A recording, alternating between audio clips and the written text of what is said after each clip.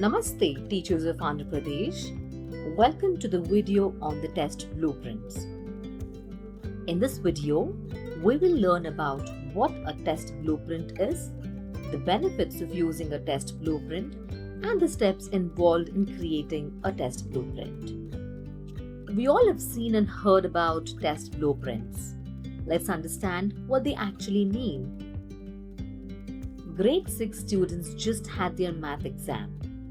While some found that the questions were difficult and confusing, some found questions to be easy and direct to answer, and others found the questions were exact repeats of the last few years. What conclusions can we draw about the assessment after observing their discussions? Do you think the assessment being discussed by the students was aligned with what they learned in the class? Many times we come across assessments that are not very well aligned with the content taught in the class or the curriculum. Due to this, the assessment is not able to provide educators with sufficient information to make valid insights about the students' progress. Good assessment planning helps in aligning the assessments with the curriculum content and its learning objectives. Here is where a test blueprint plays an important role.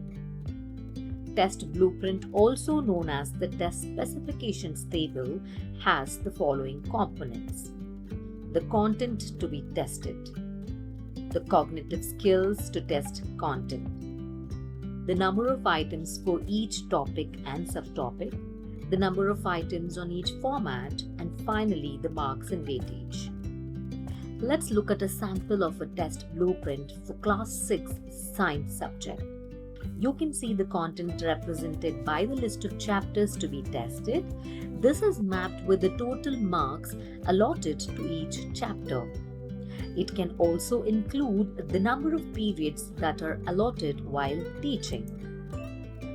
A test blueprint can also detail the cognitive skills to be tested. For example, let's see this Class 8 English test blueprint. Here, we can see the cognitive skills are detailed out for each section of the blueprint. Let us look at another test blueprint.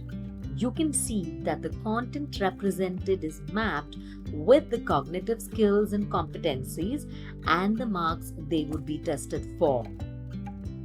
A test blueprint can also further elaborate on the number of items for each topic and subtopic in the content, and the number of questions for each item format, such as MCQs, short and long answers, etc. This can be done by further detailing the blueprint. Let us understand this better through an example.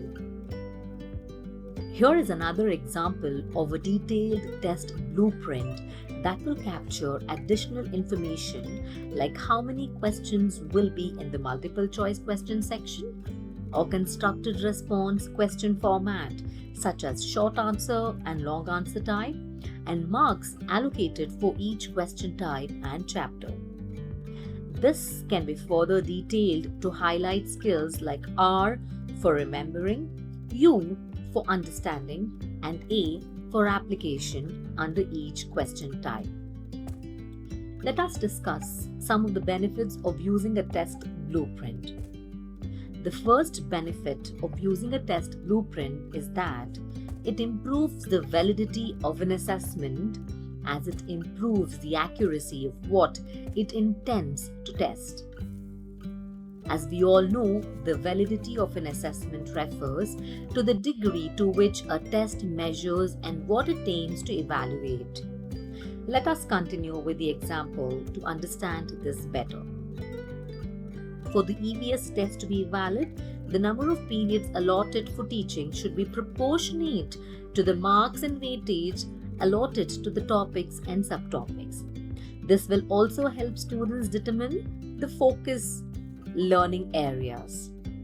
This also ensures balanced coverage of all the topics in the test.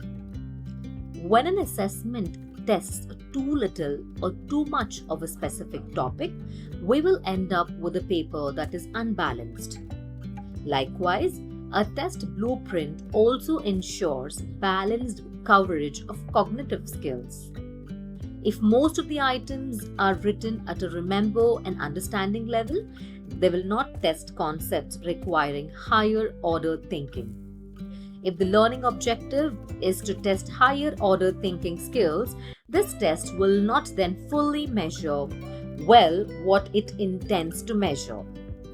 For example, in this blueprint, no MCQs and short answer test items measure the ability to understanding and application, and no long answer question tests for remembering. Therefore, the test paper would be unbalanced. Another benefit of using a test blueprint is that it improves reliability. In high-stakes assessments like board exams, to prevent copying, we usually create parallel test forms like Set 1 and Set 2, which has similar items. Developing these parallel forms using a test blueprint ensures a higher degree of similarity between the items in the forms. Test blueprint also helps students plan a strategy to prepare for the test. Test blueprint, which is generally shared with students, provides details of what is expected of students in a test, like number of items, types of items, cognitive skill levels, and overall weightage of the content of items. This information is valuable to help them focus their efforts in a more productive manner. Pause and answer this question. A test blueprint improves dash. A. Remediation in the classroom. B. Validity and reliability in the test. C. Post-examination analysis in the test. Or D. Teacher instruction in the classroom. The correct answer is B. Validity and reliability in the test. Now, let's see how we can create an effective test blueprint. Start by considering if the score will be used for formative or summative purposes and the information you need. Then, the next step is to identify the content of the test. You can start by choosing some topics in your subject. Because of the vastness of content in the curriculum, there is always more content than what can be assessed reasonably. Therefore, it is important to determine the core learning objectives of the curriculum. You can do this by studying the curricular priorities in the syllabus. Then, assign the marks or weightage to each topic by considering how essential the topic is for building enduring learning. Based on the weightage, assign the number of items for each topic. Then, assign the number of questions and marks to different question types as per different cognitive levels. Make sure all the skills are tested in a balanced way. The best way to check if your table makes sense is to get your peer to review the table and revise it accordingly. In this video, we learned about what a test blueprint is, its benefits, and how to create one. Try this. Create a test blueprint in your respective subject by following the steps given below.